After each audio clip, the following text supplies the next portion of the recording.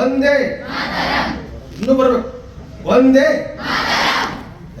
ನನ್ನ ಪ್ರೀತಿಯ ಬುದ್ಧು ಮಕ್ಕಳೇ, ಈ ಒಂದು ಶುಭ ಸಂದರ್ಭದಲ್ಲಿ ವೇದಿಕೆ ಮೇಲೆ ಆಸೀನರಾಗಿರ್ತಕ್ಕಂಥ ಹಾಗೂ ಈ ಕಾರ್ಯಕ್ರಮ ನೀವು ಸಾನ್ನಿಧ್ಯ ವಹಿಸಿದಂಥ ನಡೆದಾಡುವ ದೇವರು ಆದಂಥ ಶ್ರೀ ಸಿದ್ದರಾಮೇಶ್ವರ ಶರಣರ ಪುತ್ರರಾದಂಥ ಶ್ರೀ ಸದಾನಂದ ಶರಣರ ಪಾದಗಳಿಗೆ ನಮಿಸುತ್ತಾ, ಅದೇ ರೀತಿಯಾಗಿ ಈ ಭಾಗದ ಅತ್ಯಂತ ಸರಳ ಸಜ್ಜನಿಕೆ ವ್ಯಕ್ತಿಯಾಗಿ ಹಾಗೂ ದೀನದಲಿತರ ಬಡವರ ಒಂದು ಆಶೀರ್ವಾದವಾದಂಥ ಈ ಭಾಗದ ಮಾಜಿ ಎಮ್ಮೆಲ್ಯೆ ಆದಂಥ ಶ್ರೀ ವೆಂಕಟರಾವ್ ಅಪ್ಪನಾಳ್ಗೌಡ ಅವರಿಗೂ ವಂದಿಸುತ್ತಾ, ಅದೇ ರೀತಿಯಾಗಿ ದಲಿತ ಚಿಂತಕರು ದಲಿತ ಹೋರಾಟಗಾರರು ಆದಂಥ Shri H N Badiger sir ಅವರಿಗೆ ಅಮರಪುರ ಸರ್ ಅವರಿಗೆ ಹಾಗೂ ಈ ಒಂದು ಕಾರ್ಯಕ್ರಮದ ಕೇಂದ್ರ ಬಿಂದು ಆದಂಥ ಶ್ರೀ ಅಮರೇಗೌಡ ಮಲ್ಲಾಪುರ ಅವರಿಗೆ ಹಾಗೂ ಈ ಒಂದು ಕಾರ್ಯಕ್ರಮದ ಅಧ್ಯಕ್ಷತೆಯನ್ನು ವಹಿಸಿದಂಥ ಶ್ರೀ ನಾಗರಾಜ್ ಕೌಂಗರ್ ಪತ್ರಕರ್ತರು ಹಾಗೂ ವೇದಿಕೆ ಮೇಲಿರ್ತಕ್ಕಂಥ ಎಲ್ಲ ಗಣ್ಯಮಾನ್ಯರಿಗೂ ನಮಿಸುತ್ತಾ ನನ್ನ ಒಂದೆರಡು ಮಾತುಗಳನ್ನು ಹೇಳಲು ಇಷ್ಟಪಡುತ್ತೇನೆ. ನನ್ನ ಪ್ರೀತಿಯ ಮುದ್ದು ಮಕ್ಕಳೇ, ನಾನು ಎಚ್ ಮರಿಯಪ್ಪ ಅಂತೇಳಿ ನಮ್ಮ ಟ್ರಸ್ಟ್ ವತಿಯಿಂದ ಸುಮಾರು ವರ್ಷಗಳಿಂದ ಮಕ್ಕಳಿಗೋಸ್ಕರನೇ ನಾನು ಬೇಸಿಗೆ ಸಮಯದಲ್ಲಿ ಉಚಿತ 10ನೇ ತರಗತಿ ಮಕ್ಕಳಿಗೆ ಬೇಸಿಗೆ ಶಿಬಿರವನ್ನು ಹಮ್ಮಿಕೊಂಡಿರ್ತೇನೆ. ಕಳೆದ ವರ್ಷದಲ್ಲಿ ಸುಮಾರು 210 ಮಕ್ಕಳು ಪ್ರತಿಯೊಂದು ಬೇರೆ ಬೇರೆ ಸ್ಕೂಲಿಂದ ಬಂದಿದ್ರು. ಈ ವರ್ಷ ಕೂಡ ನಾವು ಕಾರ್ಯಕ್ರಮ ಹಮ್ಮಿಸಿಕೊಂಡಾಗ ಈ ನಿಮ್ಮ ಸ್ಕೂಲಿಂದ ಕೆಲವೊಂದು ಮಕ್ಕಳು ಭಾಗವಹಿಸಿದರು. ಅದರಲ್ಲಿ ಯಾರಾದ್ರೂ ನಮ್ಮ ಒಂದು ಸಮರ ಕ್ಲಾಸಿಗೆ ಬಂದಿದ್ದರೆ ದಯಮಾಡಿ ಕೈ ಎತ್ತಿ. ಒಂದು ಸರ್ಕಾರಿ ಶಾಲಾ ಮಕ್ಕಳು ಸಹ ಆಗಮಿಸಿದ್ರು. ಎಲ್ಲ ಶಾಲಾ ಮಕ್ಕಳು ಆಗಮಿಸಿದ್ರು ಪ್ರತಿಯೊಂದು ಶಾಲೆಯಿಂದ. ಧನ್ಯವಾದಗಳು. ನಾನು ಈ ಒಂದು ಕಾರ್ಯಕ್ರಮವನ್ನ ತುಂಬಾ ಗೌರವಿಸ್ತೀನಿ, ಪ್ರೀತಿಸ್ತೀನಿ, ಮತ್ತೆ ಪೂಜಿಸ್ತೀನಿ. ಏಕೆಂದ್ರೆ ಮಕ್ಕಳಿಗೆ ಪುಸ್ತಕವನ್ನ ಒಂದು ವಿತರಣೆ ಮಾಡ್ತಕ್ಕಂಥ ಈ ಒಂದು ಕಾರ್ಯಕ್ರಮ ಆಗಿದೆ. ವನಸಿರಿ ಫೌಂಡೇಶನ್ ಇವರ ಅಧ್ಯಕ್ಷರ ಹುಟ್ಟುಹಬ್ಬದ ನಿಮಿತ್ತವಾಗಿ ಪತ್ರಕರ್ತ ಸಂಘದವರು ಈ ಒಂದು ಕಾರ್ಯಕ್ರಮವನ್ನು ಹಮ್ಮಿಕೊಂಡರು. ಇದು ಮಕ್ಕಳಿಗಾಗಿಯೇ ಕಾರ್ಯಕ್ರಮ ಆಗಿದೆ. ಇಂಥ ಕಾರ್ಯಕ್ರಮಗಳನ್ನ ನಾವೆಲ್ಲರೂ ಪ್ರತಿಯೊಬ್ಬರು ಮಾಡಲಿಕ್ಕೆ ಪ್ರಾರಂಭಿಸಬೇಕು. ಈಗ ನಾವೇನ್ ಮಾಡ್ತಿದ್ದೀವಿ, ಯಾರು ಕೂಡ ಅನ್ಯತಾ ಭಾವಿಸಬಾರ್ದು. ಹಿಂದಕ್ಕೆ ಪೂಜೆ ಮಾಡ್ಬೇಕಾದ್ರೆ ನಮ್ಮ ತಂದೆ ತಾಯಿಯಂದಿರು ಆ ಬೆಕ್ಕು, ನಮ್ಮ ಮನೆಯಲ್ಲಿರ್ತಕ್ಕಂಥ ಬೆಕ್ಕನ್ನ ಇದು ಅಡ್ಡಗೊಟ್ಟದ ಪೂಜೆಗೆ ಅಂತ ಹೇಳಿ ಬುಟ್ಟಿಯಲ್ಲಿ ಮುಚ್ಚಿ ಪೂಜೆ ಮಾಡ್ತಿದ್ರು. ಈಗ ಮುಂದುವರೆದ ಕಾಲದಲ್ಲಿ ನಮ್ಮ ತಂದೆ ತಾಯಿ ಬೆಕ್ಕನ್ನು ಬುಟ್ಟಿಯಲ್ಲಿ ಮುಚ್ಚಿಟ್ಟು ಪೂಜೆ ಮಾಡ್ತಿದ್ರು ಅಂತ ಹೇಳಿ ನಾವೆಲ್ಲ ಮಾಡ್ತಿದ್ವಿ. ಬೆಕ್ಕನ್ನು ಹುಡುಕಾಡಿಕೊಂಡು ಬಂದು ಪೂಜೆ ಮಾಡಿ ಮನೆ ತಂದು ಪೂಜೆ ಮಾಡ್ತಿದ್ವಿ, ಬೇರೆ ಬೇರೆ ಇರ್ತಕ್ಕಂಥ ಬೆಕ್ಕನ್ನು. ಆ ಒಂದು ಮೌಢ್ಯಗಳನ್ನು ನಾವು ಪಾಲಿಸ್ತಾ ಬಂದಿದ್ದೀವಿ. ಈ ಕೆಲವೊಂದು ವಿಷಯಗಳಲ್ಲಿ ನಾನು ಈ ವರ್ಷ ಒಂದು ನೋಡ್ತಿದ್ದೀನಿ, ಎಲ್ಲಾ ಏರಿಯಾಗಳಲ್ಲಿ ಸುಮಾರು ಜನರು ಒಂದು ಗಣೇಶನ ಹಬ್ಬವನ್ನು ತುಂಬಾ ವಿಜೃಂಭಣೆಯಿಂದ ಆಚರಿಸುತ್ತಾರೆ. ಒಂದೊಂದು ಗಣೇಶನ ವಿಗ್ರಹಗಳನ್ನು ಅಲ್ಲಿರ್ತಕ್ಕಂಥ ಆಡಂಬರವನ್ನು ನೋಡಿದರೆ ಸುಮಾರು ಹಣವನ್ನು ಅವರು ಖರ್ಚು ಮಾಡಿರ್ತಾರೆ.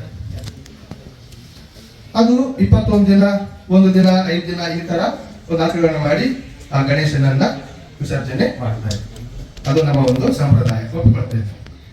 ಈ ಗಣೇಶ ಹಬ್ಬಗಳು, ಈ ಹಬ್ಬಗಳು ಇಂದಿನ ಸ್ವಾತಂತ್ರ್ಯ ಹೋರಾಟ ದಿನಗಳಲ್ಲಿ ಜಾರಿಗೆ ಬಂದವು. ಬಾಲಗಂಗಾಧರ ತಿಲಕರವರು ಆಗ ನಮ್ಮ ಭಾರತೀಯರನ್ನು ಒಟ್ಟುಗೂಡಿಸಿ ನಾವೆಲ್ಲರೂ ಸ್ವತಂತ್ರಕ್ಕಾಗಿ ನಾವು ಹೋರಾಡಬೇಕೆಂಬ ಸಂದೇಶವನ್ನ ಜನರಲ್ಲಿ ಮೂಡಿಸಬೇಕೆಂಬ ಭಾವನೆಯಿಂದ ಇಂಥ ಹಬ್ಬಗಳನ್ನು ಅವಾಗ ಪ್ರಾರಂಭ ಮಾಡಿದರು. ಈಗ ನಮಗೆ ಸ್ವಾತಂತ್ರ್ಯ ಬಂದು 79 ವರ್ಷಗಳು ಆಗಿದೆ. ಮಾಡೋಣ, ಆ ಒಂದು ನಾವು ಸಂಸ್ಕೃತಿಯನ್ನ ಗೌರವಿಸಬೇಕು, ಮಾಡೋಣ. ಆದರೆ ಅಲ್ಲಿ ಖರ್ಚಾಗ್ತಕ್ಕಂಥ ಹಣವನ್ನ ಈ ತರದ ಒಂದು ಬಡ ಮಕ್ಕಳಿಗೆ, ಶಾಲಾ ಸ್ಕೂಲ್ಗಳಿಗೆ, ಅನಾಥಾಶ್ರಮಗಳಿಗೆ, ಅಂಥವುಗಳಿಗೆ ಯಾರು ಕೂಡ ಮಾಡುವುದಿಲ್ಲ. ಹಾಗೆ ಈ ಒಂದು ನಮ್ಮ ಪೀಳಿಗೆ ಏನಿದೆ, ನಾವಿದ್ದೀವಲ್ಲ, ನಮ್ಮ ವಯಸ್ಕರು, ನಮ್ಮ ಜನರೇಷನ್ ಈಗ ಆಲ್ರೆಡಿ ಏನಾಗಿದೆ, ನಾವೆಲ್ಲ ಕೆಟ್ಟೋಗಿದ್ದೇವೆ. ನಾವು ಗುಲಾಮರಾಗಿದ್ದೇವೆ, ಗುಲಾಮಗಿರಿಯಲ್ಲಿ ನಾವು ಬರ್ತಿದ್ದೇವೆ. ಆದರೆ ಈಗಿನ ಮಕ್ಕಳಲ್ಲಿ ಆ ಒಂದು ಮುಂದುವರಿಬಾರ್ದು, ಆ ಒಂದು ನಮ್ಮ ಒಂದು ಸಂಸ್ಕೃತಿ ಮುಂದುವರಿಬಾರ್ದು. ಈಗ ನಮ್ಮಲ್ಲಿ ನೋಡಿ, ಗುರುಗಳು ಯಾರು, ಹಿರಿಯರು ಯಾರು, ಕಿರಿಯರು ಯಾರು ಎನ್ನ ಮನೋಭಾವ ನಮ್ಮ ಮಕ್ಕಳಲ್ಲಿಲ್ಲ. ನಾವು ಶಾಲೆ ಓದ್ಬೇಕಾಯ್ತಪ್ಪ ಅಂದ್ರೆ ನಮ್ಮ ಗುರುಗಳು ಯಾರಾದರೂ, ಹಿರಿಯರು ಯಾರಾದರೂ ಬಂದ್ರೆ ನಾವು ಅವ್ರಿಗೆ ಅಷ್ಟೊಂದು ಗೌರವವನ್ನು ಕೊಡ್ತಾ ಇದ್ವಿ. ಇಲ್ಲಿ ಏನಾಗಿದೆ, ಮೇನು ಎಲ್ಲ ನಾವು ಈಗ ಎಚ್ ಎಲ್ ಬಡಿಗೇರ್ ಸರ್ ಮಾತಾಡಿದಂಗೆ ಇಂಜಿನಿಯರ್ ಆಗ್ಯಾರ, ಕೋಟಿ ರೂಪಾಯಿ ಪಗಾರ ತಗೊಂತಾರ, ಜಡ್ಜ್ ಆಗಿವಿ, AC DC IAS ಎಲ್ಲ ಆಗಿವಿ. ಆದ್ರೆ ನಮ್ಮಲ್ಲಿ ಏನಿಲ್ಲ, ಸಂಸ್ಕಾರ ಇಲ್ಲ, ನಮ್ಮಲ್ಲಿ ಸಂಸ್ಕೃತಿ ಇಲ್ಲ. ನಾವೆಲ್ಲ ಸುಮಾರು ಹಬ್ಬಗಳನ್ನು ಅಗ್ರಿ ವಿಜೃಂಭಣೆಯಿಂದ ನಾವು ಇನ್ನೊಬ್ಬರಿಗೆ ತೊಂದರೆ ಕೊಡ್ತಾ ನಾವು ಆಚರಿಸ್ತೀವಿ. ಅದರಲ್ಲಿ ಏನಿಲ್ಲ ನಮ್ಮಲ್ಲಿ ನಾವು. ಹಾಗಾಗಿ ನಮ್ಮಲ್ಲಿ ಮುಖ್ಯವಾಗಿ ಏನಿರ್ಬೇಕಂದ್ರೆ ಈ ಒಂದು ವೇದಿಕೆ ಮುಖಾಂತರ ಹೇಳಕ್ಕೆ ಇಷ್ಟಪಡ್ತೀನಿ, ಒಂದು ಸಂಸ್ಕಾರ ಇರಬೇಕು. ನಾವೆಲ್ಲರೂ ಮಾನವೀಯತೆಯನ್ನು ನಾವು ಬೆಳೆಸಿಕೊಳ್ಬೇಕು, ಮಾನವೀಯ ಮೌಲ್ಯಗಳನ್ನು ನಾವು ಬೆಳೆಸಿಕೊಳ್ಬೇಕು. ನಮ್ಮಲ್ಲಿ ಎಲ್ಲಿದೆ ಒಬ್ಬರನ್ನೊಬ್ಬರು ಎತ್ತಿಕಟ್ಟುವುದಾಗಿದೆ, ಒಬ್ಬರನ್ನೊಬ್ಬರು ದ್ವೇಷಿಸುವುದಾಗಿದೆ. ಅವ್ರು ಮಾಡಿದ್ದಾರೆ ನಾವು ಮಾಡ್ತೀವಿ, ಅವ್ರೇನು ಕಡಿಮೆ ನಾವೇನು ಕಡಿಮೆ. ನೀವು ಯಾವುದಾದ್ರೂ ನೋಡಿ ದಿನಾಲು ಇದೆ, ನೀವು ಟಿವಿ ಚಾನಲ್ ಆನ್ ಮಾಡಿದ್ರು ಇನ್ನೊಬ್ಬರ ಅನುಕರಣೆ ಮಾಡುವುದು, ಅವ್ರನ್ನ ತೋರಿಸುವುದು, ಅವ್ರೇನು ಮಾಡ್ಯಾರ ಅವ್ರೇನು ಮಾಡ್ಯಾರ ಅನ್ನೋದಕ್ಕಿಂತ ನಾವೇನು ಮಾಡಿವಿ ಅನ್ನೋದು ಇಲ್ಲಿ ಮುಖ್ಯವಾದಂಥ ವಿಷಯ. ಹಾಗಾಗಿ ನಾನು 10ನೇ ತರಗತಿ ಮಕ್ಕಳಿಗೆ 3 ತಿಂಗಳ ಕಾಲ SSLC ಎಕ್ಸಾಮ್ ಮುಗಿದ್ಮೇಲೆ ಯಾರು 9ನೇ ಕ್ಲಾಸ್ ಪಾಸ್ 10ನೇ ಕ್ಲಾಸ್ ಬಂದಿರ್ತಾರೆ ನೋಡು, ಅವರಿಗೆಲ್ಲರಿಗೂ ನಾನು ಉಚಿತವಾಗಿ ಸಮ್ಮರ್ ಕ್ಲಾಸ್ ಮಾಡ್ತೀನಿ. ಮ್ಯಾಥ್ಸ್, ಸೈನ್ಸ್, ಇಂಗ್ಲೀಷ್ 3 ಸಬ್ಜೆಕ್ಟ್ಗಳನ್ನು ಅವ್ರಿಗೆ ಹೇಳಿಕೊಡ್ತೀನಿ, ಒಳ್ಳೆ ಟೀಚರ್ಸ್ನ ಕರೆಸಿ. ಏನಕ್ಕೆ ಅಂತಂದ್ರೆ ಈ ಮಕ್ಕಳಲ್ಲಿ ನಾವು ಸಂಸ್ಕಾರಗಳನ್ನು, ಈ ಪಾಠದ ಜೊತೆಗೆ ಅವರಿಗೆ ಪಾಠ ಮಾಡೋದರ ಜೊತೆಗೆ ಸಂಸ್ಕಾರ ಮತ್ತು ಸಂಸ್ಕೃತಿಯನ್ನು ಕಲಿಸೋಣ ಅಂತೇಳಿ ಆ ಒಂದು ತರಗತಿಗಳಿಗೆ ನಾವು ಶರಣರನ್ನ, ಸೈನಿಕರನ್ನ, ಮತ್ತೆ ಡಾಕ್ಟರ್ಗಳನ್ನ, ಒಳ್ಳೆ ಒಳ್ಳೆ ಸೇವೆ ಮಾಡಿದಂಥವ್ರನ್ನ ವಾರದಲ್ಲಿ 1 ದಿನ ಅವರನ್ನು ಕರೆಸಿ ಅವರಿಗೆ ಮಕ್ಕಳಿಗೆ ನಾವು ಪಾಠ ಮಾಡಿಸ್ತಿರ್ತೀವಿ. ಈ ಮಕ್ಕಳನ್ನಾದ್ರೂ ನಾವು ಬದಲಾವಣೆ ಮಾಡೋಣ. ಈಗ ನನ್ನ ಸಹೋದರನಿಗೆ ನಾನು ಹೇಳಕ್ಕೋತಪ್ಪ ಅಂದ್ರೆ ಅದು ಕೇಳಲ್ಲ, ಮಕ್ಕಳಲ್ಲಿ ಆದ್ರೂ ಒಂದು ಒಳ್ಳೆ ಸಂಸ್ಕಾರ ಬರಲಿ ಅನ್ನೋ ಭಾವದಿಂದ ನಾನು ಸಮ್ಮರ್ ಕ್ಲಾಸ್ ಅನ್ನ ಮಾಡ್ತೇನೆ.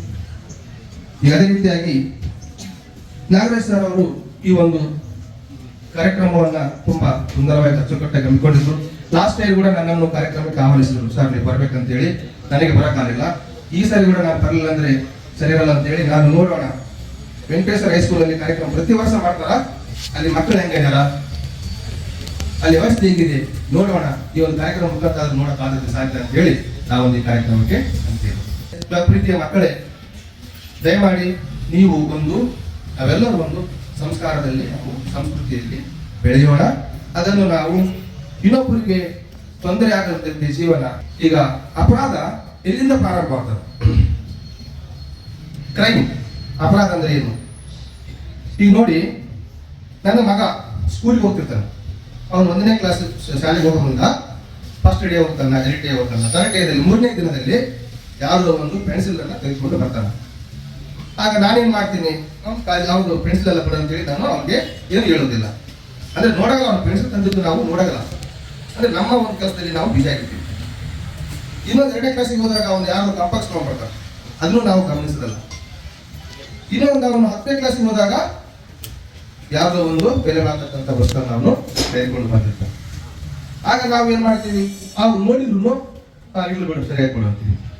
ಈಗ ನನ್ನ ಸಹೋದರ, ನಾನು ಗಾರೆ ಕೆಲಸಕ್ಕೆ ಹೋಗ್ತಿರ್ತೀನಿ, ಅವನಿಗೆ ದುಡಿಕಿರೋದು ಎಷ್ಟು? ಒಂದು ದಿನಕ್ಕೆ 500 ರೂಪಾಯಿ ದುಡಿಕೆ. ಅವನು 500 ರೂಪಾಯಿ ತರ ಬದಲು 1000 ರೂಪಾಯಿ ತೆಗೆದುಕೊಂಡು ಬಂದು ಅವರ ತಂದೆ ತಾಯಿ ಕೈ ಕೊಡ್ತಾನೆ. ಆ ತಾಯಿ, ನೀನು ದಿನ 500 ರೂಪಾಯಿ ತರತ್ತ, ಇವತ್ತು ಯಾಕೆ 1000 ರೂಪಾಯಿ ತೆಗೆದುಕೊಂಡು ಬಂದಿ, ಇದು ಎಲ್ಲಿಂದ ಬಂತು ಅಂತ ಹೇಳಿ ಆ ತಾಯಿ ಅದನ್ನ ಕೇಳಲ್ಲ.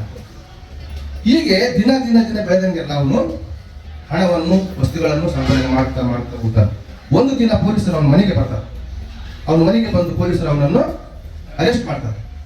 ಅವಾಗ ಅವನ ತಾಯಿ ಕೇಳ್ತಾಳೆ, ತಂದೆ ಕೇಳ್ತಾನೆ, ಸಹೋದರ ಅವ್ರು ಕೇಳ್ತಾರೆ, ಏನು ಮಾಡಿದ ನನ್ನ ಮಗ, ಏನು ಮಾಡಿದ? ನಿನ್ನ ಮಗ ಕಳ್ಳತನ ಮಾಡಿದ್ದಾನೆ. ಆಗ ನನ್ನ ಮಗ ಕಳ್ಳತನ ಮಾಡಿಲ್ಲ, ನನ್ನ ಮಗ ಏನು ಮಾಡಿಲ್ಲ, ನನ್ನ ಮಗ ಹಾಗೆ ಹೀಗೆ ಅಂತೇಳಿ ನಾವೆಲ್ಲ ಸಮರ್ಥನೆ ಮಾಡಿಕೊಳ್ತೀವಿ. ಯಾವಾಗ ನನ್ನ ಮಗ 1ನೇ ತರಗತಿ ಓದಬೇಕಾದ್ರೆ ಪೆನ್ಸಿಲ್ ತಗೊಂಡ್ಬಂದು, ಆವಾಗ ನಾವು ಅವನನ್ನು ಕ್ವಶನ್ ಮಾಡಿದ್ರೆ, ಇದು ತಪ್ಪು, ಇದು ಮಾಡಬಾರ್ದಪ್ಪ, ನೀನು ಯಾರು ಅವ್ರಿಗೆ ಮುಟ್ಟಿಸು ಅಂತ ಹೇಳಿದ್ರೆ. ಯಾವಾಗ ನನ್ನ ಮಗ 500 ರೂಪಾಯಿ ದುಡಿಯೋ ಬದಲು 1000 ರೂಪಾಯಿ ನನ್ನ ಕೈ ಕೊಟ್ಟಾಗ ನಾನು ಅದನ್ನ ಹಾಗೆ ಸ್ವೀಕರಿಸಿದ್ನು.